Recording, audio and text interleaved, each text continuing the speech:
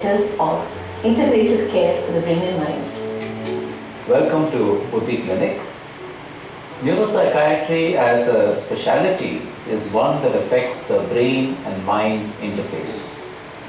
And when we say brain, we know we have an organ there. But when we say mind, we touch our hearts, we touch our heads.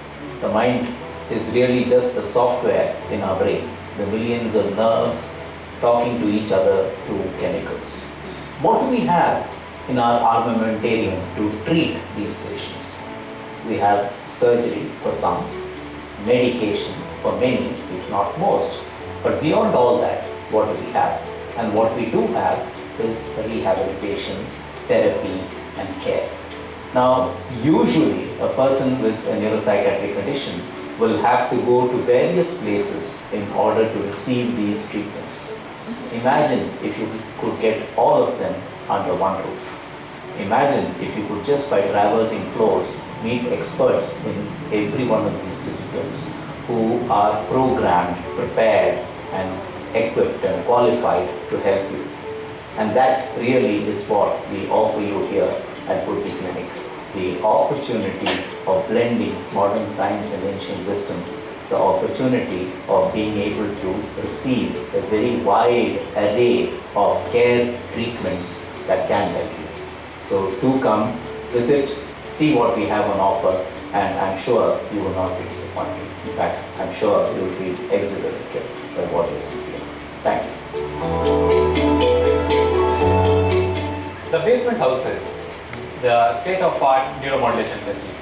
We have repetitive transcranial magnetic stimulation, transcranial electrical stimulation, which compromises of TDCS, TSCS, pulse, and random noise stimulation. We have transauricular vagus nerve stimulation. Along with the neuromodulation, we have yoga and mindful suite, as well as the mind lab, where we are following the traditional as well as the modern way using the computerized models of assessment and therapy.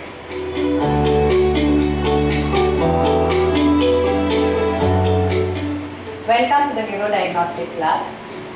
So this suite is well equipped to run all our electrophysiological assessments. So here we do the EEG, the nerve conduction studies. We also run the autonomic tests. And here you can see the tilt table, which is used to do part of the autonomic testing. This suite also has a state-of-the-art sleep lab. It's a very comfortable space where patients with sleep disorders have an overnight polysomnography, that is the sleep study. So you can see that this is a suite which is very well equipped to run all the neurodiagnostic tests for patients with neuropsychiatric disorders across the lifespan. Welcome to our advanced gym facility on the rehab floor. Here we have equipment which is customized to address physical disabilities for patients with Parkinson's disease, stroke, or traumatic brain injuries, and various other neurological disorders which cause a lot of distressing physical disabilities. These are our mobility lab suites, a part of the rehab floor. And here our well-trained and expert physical therapists deliver interventions such as electrotherapy, manual therapy, and exercise therapy for patients with pain, balance and posture issues, and autonomic symptoms, among various other physical symptoms of neurological disorders. This is our Dr. Deepa Krishnan Neurodevelopmental Therapy Suite. And here our physical therapists work with children with neurodevelopmental delays. On the rehab floor, we have the speech and language therapy suite, where our speech and language pathologist delivers speech interventions and swallowing maneuvers to children, adults, and elders with speech and swallowing disorders. The second floor is dedicated to holistic care. So we have the complementary and alternative medical treatments. So here we have 2 dry therapy suites where we do acupressure, reflexology, and meridian massage. And here we have 3 wet therapy suites where we do treatments with medicated oils, powders, with foments, and we use smart packs. After which the patient can go across to the bathroom and have a bath. And these treatments are used for a host of physical, cognitive and behavioral symptoms which are very common in neuropsychiatric disorders.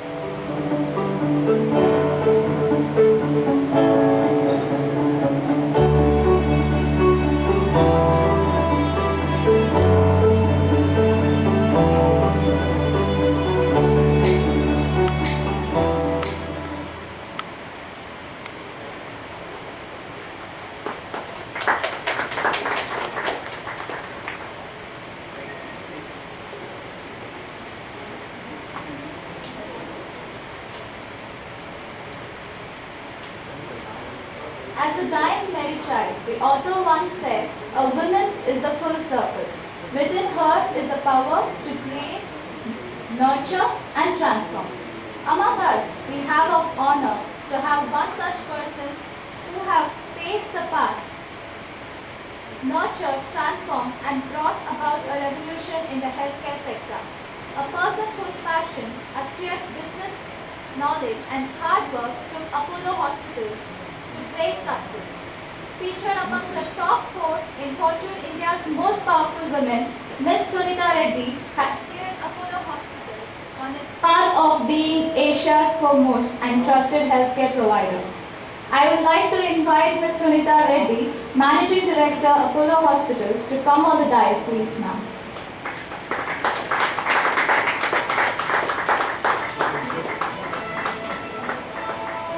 Thank you, ma'am.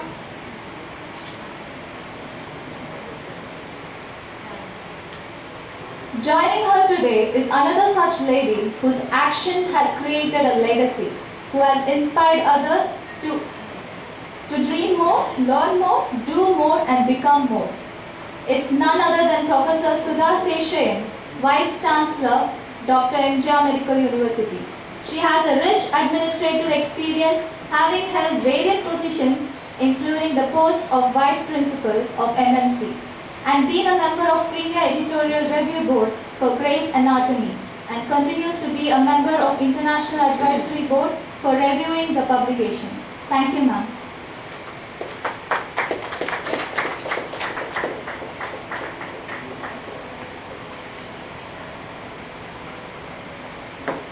Courage isn't about knowing the path, it's about taking the first step. It was this first step that our founder, Dr. E.S. Krishnamoorthy, Dr. ESK as we fondly call him, took 12 years ago, which has opened a new horizon in neuropsychiatry and rehabilitation. I take immense pride to invite Dr. ESK onto the dais.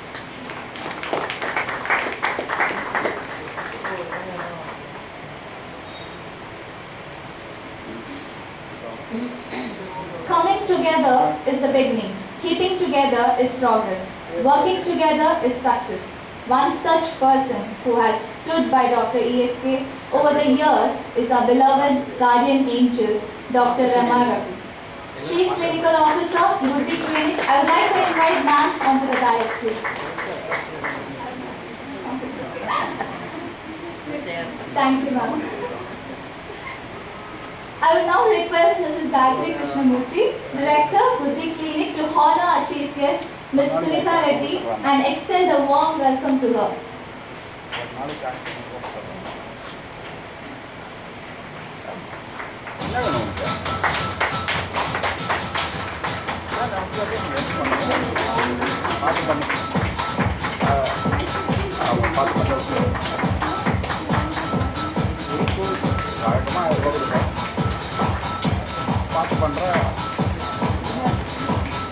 Thank you, ma'am. Next, I would request ma'am to honor our guest of honor, Professor Sudha Seshayan, and extend a warm welcome.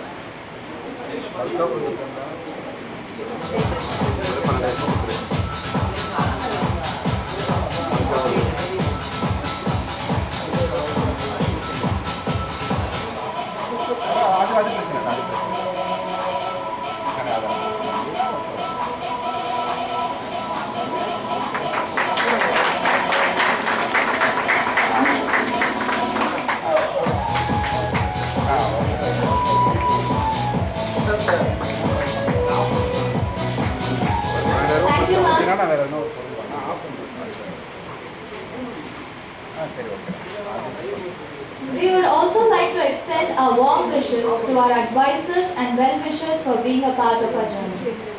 I would like to request Vivek. I would like to request Vaidya to present the bouquet to Mr. Raju Venkatraman, Executive Advisor, and welcome him.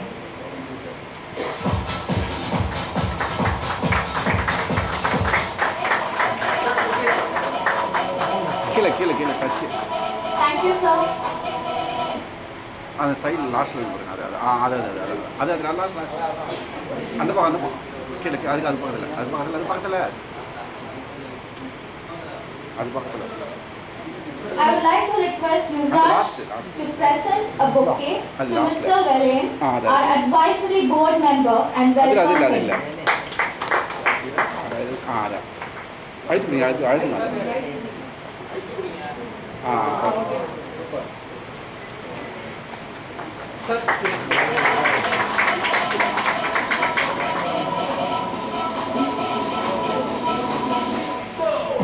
Thank you, sir.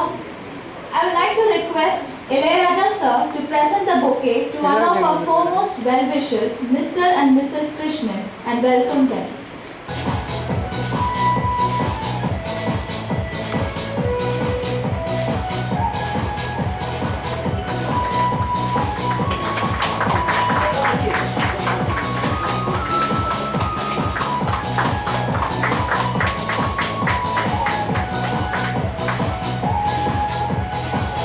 Thank you, sir. I would like now request Shobha to present a bouquet to Mr. Raghu, Non-Executive Director, and welcome him.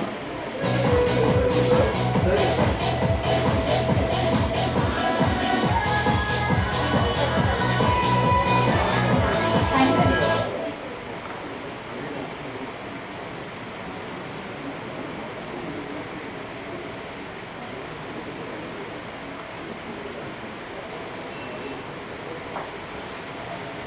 So now I would like to invite Dr. ESK onto the dais to welcome the chief guest and set the context for the event.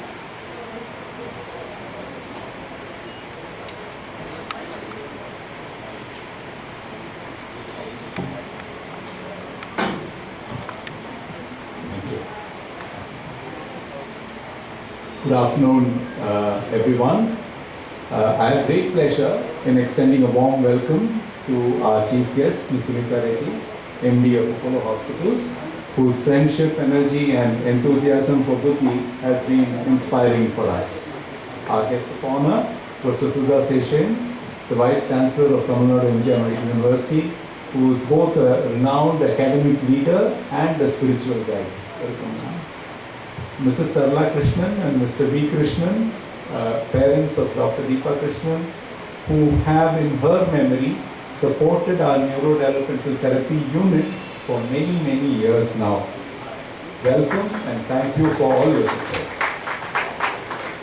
Our advisors, Mr. A. Vilayan, Mr. Raju Venkatraman, whose guidance during our journey of growth and development into a young and vibrant organization has been invaluable. We are missing Mr. Srinivas Acharya, who has had to travel for work, who's also been a very important part of that journey. Our friends and well-wishers from across the medical fraternity and lay intelligentsia, I see many familiar faces in the audience. Very, very warm welcome to all of you. The press gathered here, who will no doubt carry our messages of hope and promise to a wider audience.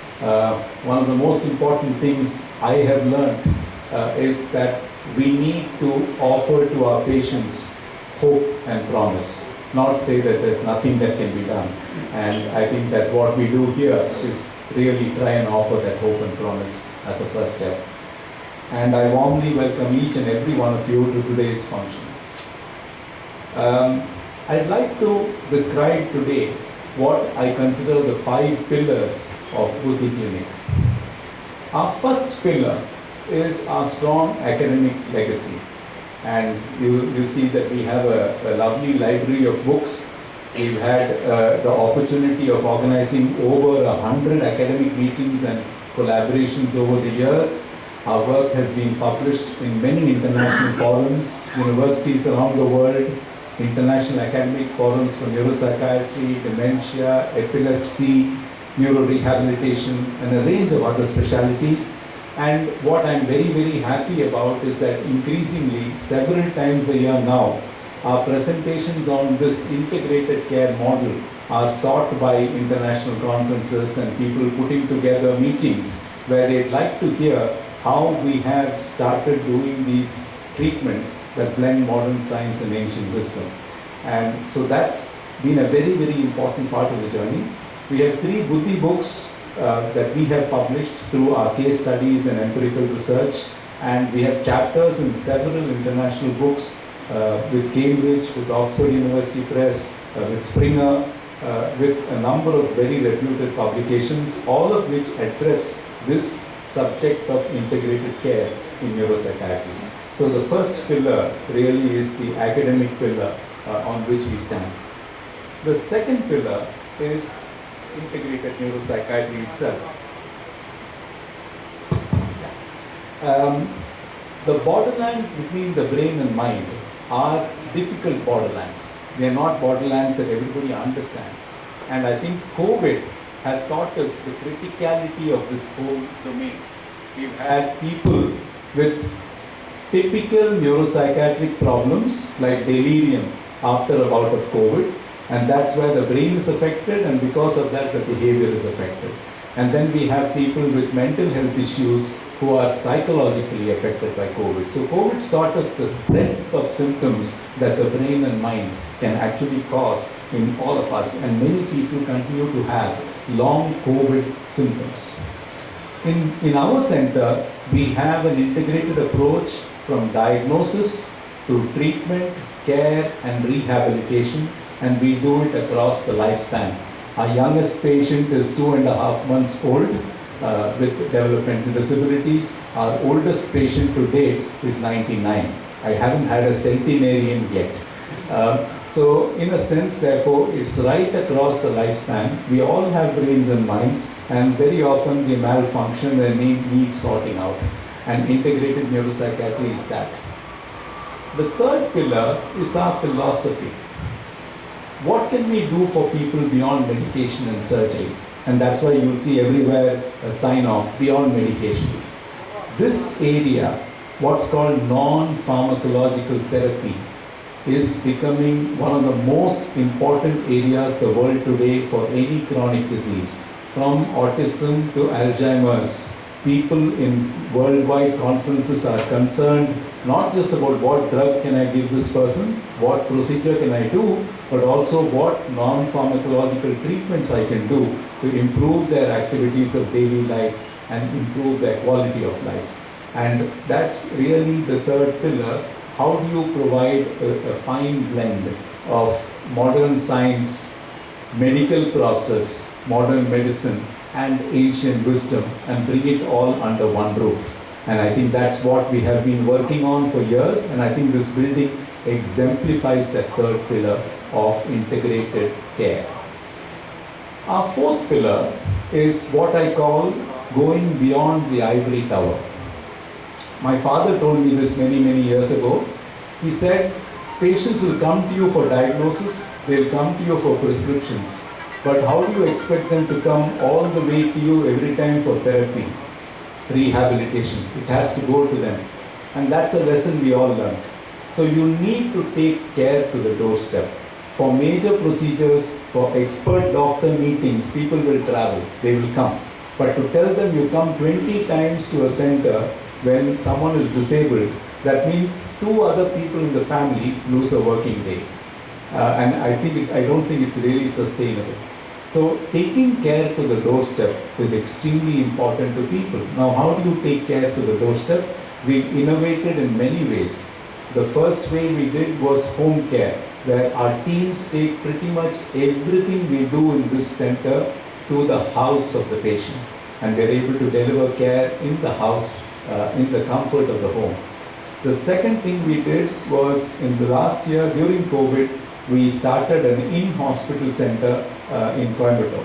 And that has taught us a lot of lessons because people come to the hospital anyway for their other needs. And it's therefore very convenient and easy for them to seek care in the hospital as long as they are able to travel. We are now innovating during the pandemic because people were worried about having people come to them, especially strange people, especially elders. We started this whole process of do-it-yourself care. And do-it-yourself care is where we send you the kit, what you need for therapy, and our experts come online and guide you. And our kit includes flowcharts, it includes therapy material, it includes a lot of information. One of the other things that we have done during this period is we've developed a workbook for every one of our patients, because therapy is not just our responsibility, it's as much their responsibility to monitor their own progress. So this is something that we very successfully piloted during the pandemic, and these innovations have really helped. The final pillar is social impact. And when we had in 2000 the conference on epilepsy, a very famous epileptologist who was working with tribals in Bangalore, Dr. K.S. Mani, who is no more, he said, you cannot do healthcare without service. And that was a very powerful message, that people want to be helped, people are willing to take help, they are seeking help, but there is a gap sometimes between what they need and what they can actually afford. And that's where a Seva program or a social impact program comes into play. We are very fortunate that Buddhi Seva has many donors. Mrs. Krishna and Mr. Krishna are here, but we have several other donors, both individual philanthropists and corporates who have helped us. And I'm very happy to say that over 300 people have benefited from Seva in this very short period that it has been operational. And we are constantly seeking support so that we can help people. We've made Seva very transparent. We've created a whole means-tested benefit program, and we want to make sure it reaches all those who really need it. So that is the social impact or the fifth pillar. So I say that Buddhi Clinic, in my view, has to rest on these 5 pillars, and each of them is very, very important in their own way. With the establishment of this new clinic and resource center, we are taking a bold step into the future. Our journey was into a hitherto uncharted area. When we started, I don't think anyone was doing anything like this.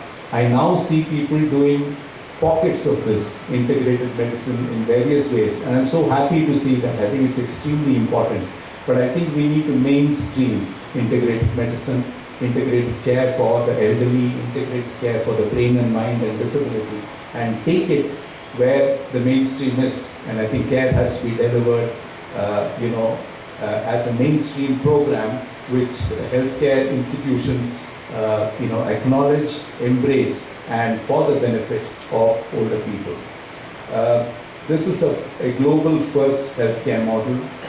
I've traveled around the world, I've lectured in integrated medicine centers in many places, and I think as a Chennaiite, I'm very happy that there's one more innovation that's coming from Chennai for the world, and we really, really hope that this will reach the world, because I think that people all over the world deserve the best care, the best health care that we can give them. So with that, I will welcome all of you once again. Thank you so much for joining us today, and a very special welcome to all our guests who've taken time off to be with us today. Thank you so much.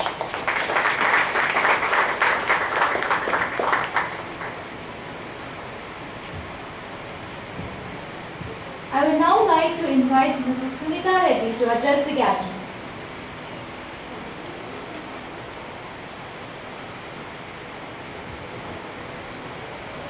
Namaste. Good afternoon, ladies and gentlemen. Dr. Krishnamoorthy, the promoters of this wonderful Buddhi Clinic, its patrons, and all its supporters. It is indeed a pleasure to be with you this afternoon. I think, I often wonder, I thought, why did Dr. Krishnamoorthy call me? At Apollo Hospitals when we started, it was all about treating what we felt were centers of excellence. And in that journey, we've worked at looking after cardiac patients, the end-to-end care from prevention to looking after them during an intervention and rehabilitation. We've done so for orthopedics, and we really reached a peak when we did so in oncology. But when it came to neurology, and this was something that I was extremely passionate about, we understood there were 27 subspecialties in the neuro space. And when I look at what Dr. Krishnamoorthy has done today, I realize that for many of them, we were just throwing darts in the darkness. There was so much that we did not understand. The brain continues to be an enigma. And I think that scientists all over the world have said it is probably the most complex organ or organism or collection of organisms that has ever existed today. Maybe just as complex as the universe. So, and even an attempt to try to understand this is indeed a great achievement. And I would truly like to congratulate Dr. Krishnamoorthy for bringing together technology, the human touch, and the ancient wisdom of Ayurveda in this healing journey. So, congratulations, Dr. Krishnamoorthy. There's so much more I could say about this Buddhi Clinic, but he said it all in his speech. He said more in his AV, so I'm not going to dwell too much about Buddhi Clinic. But I would like to talk about, the background as we see it today, the environment as we see it today. Neurodisability is one of the largest causes of disability in the world, and it strikes at a very young population from the age of 15 to 25. And that's really when it peaks. A 2019 study showed that 80% of all disabilities in this age of 16 to 60 was neurodisability. And this could mean about 250 million patients across the world. So I'm not looking at this as a market, but I'm really looking at it in terms of what is the social impact. What is the healing impact that we could make together? Dr. Krishnamoorthy has done this wonderfully, and I've seen a demonstration of how he's taken it beyond the confines of four walls into homes. And together I believe that we have an opportunity to do something that's good not only for society but for humankind. And we do so in two ways. One is, as being from the medical profession, we've always looked at as the brain as something you treat for blood clots, for strokes, as part of the testing for high blood pressure, or for cancer where you treat tumors. But now we are really looking at what we can do for preventive healthcare. And to that end, we launched this program, Celebrate, at Apollo. I'm so glad to say that we have joined hands, and that we will take this further so that we can prevent people from really reaching a point where they become disabled, where they become a liability on their families. And when we've done that, I think, we would have reached a significant milestone.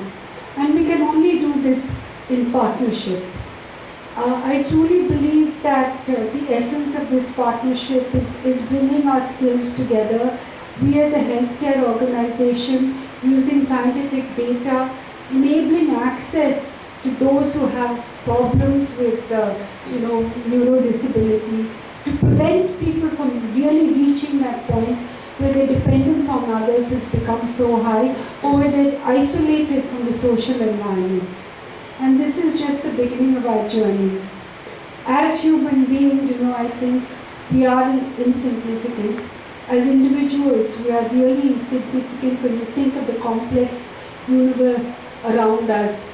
We are just inhabitants of the planet Earth in the country India, in the city of Madras. Descartes once said, "I think, therefore I am." I think that together we can do so much more, that we can create health and happiness, not just for us, not just for this decade, but in generations to come, because a happy and healthy generation of people will provide that for the next and the future generations. So I wish you success, and I wish us success in this journey of creating health and happiness to all of you.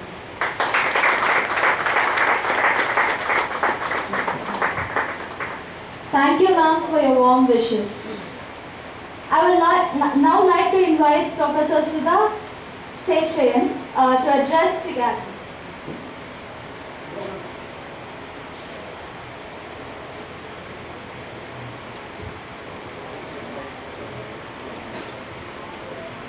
Vanakkam, and thank you very much. Professor Krishnamoorthy, Madam Suneeta Reddy, Shri Vedayan, Shri Raju Venkatraman, Shri Krishnan and Madam Sarla Krishnan, Dr. Amaragu, Madam Gayatri, and all the dignitaries here. I am indeed privileged to be here this evening with you all. Brain and the mind together. As rightly said, brain is an extremely complicated organ. And what about the mind?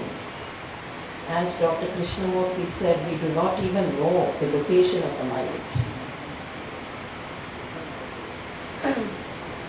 Indian philosophy calls the mind an antakarana, meaning it's an inner instrument.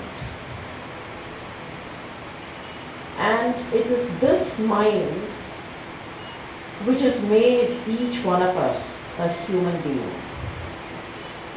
Man, a Manushyan is because he has a man.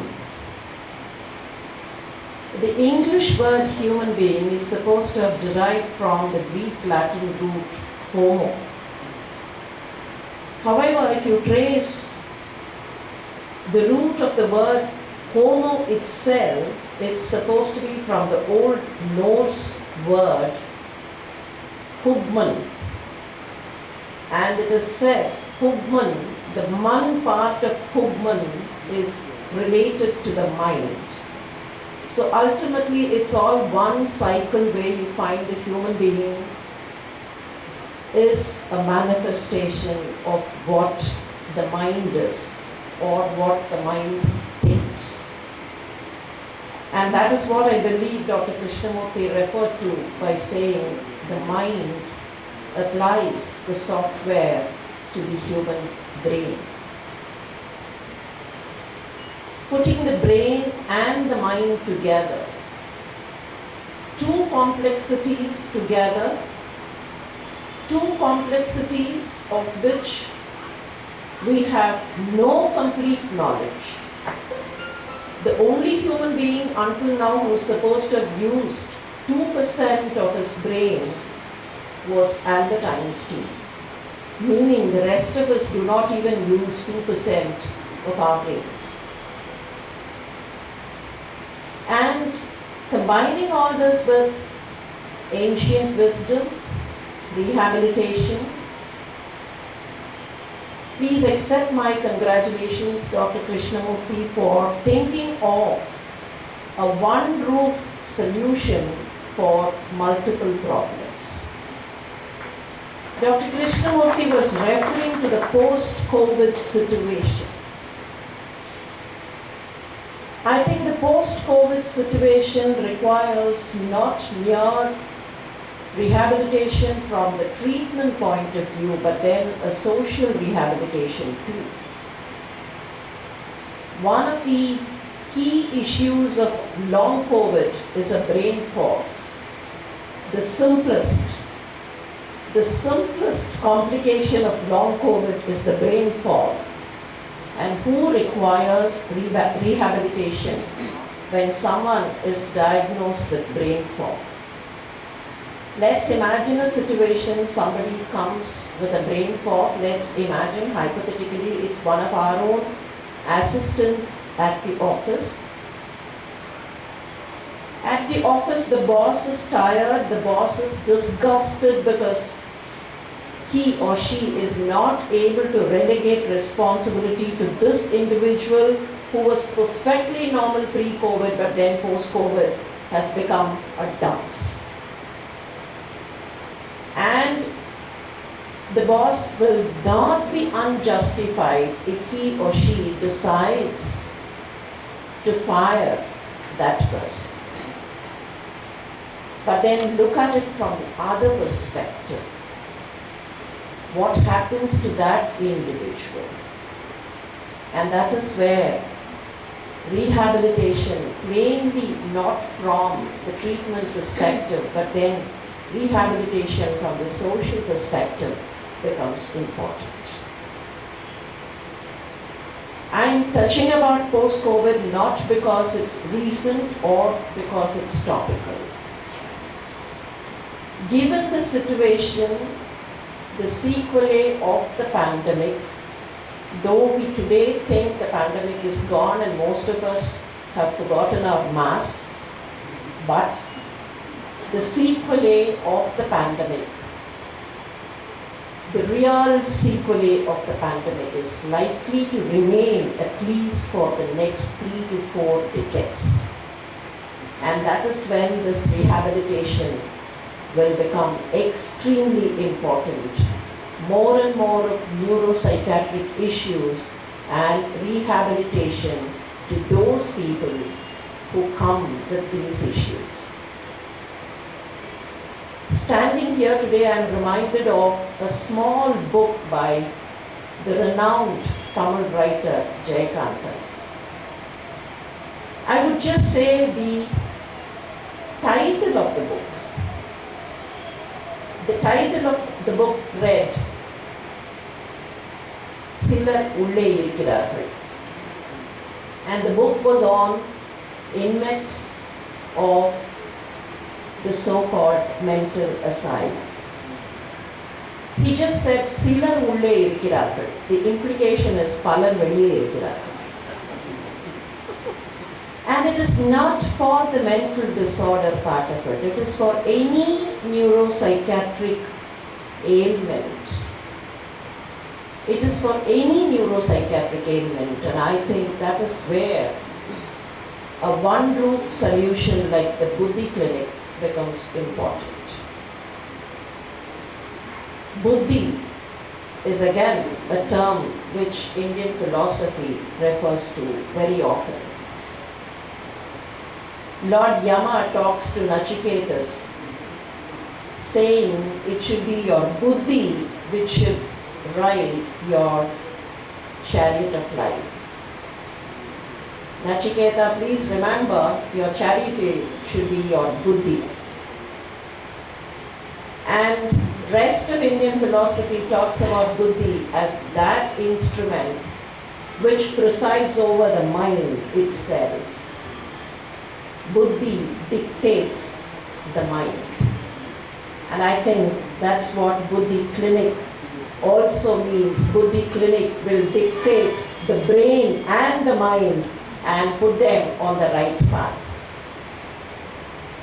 Yet another area which I think Dr. Krishnamoorthy has been immensely contributing to is the kind of research and the kind of publications which come from this institution.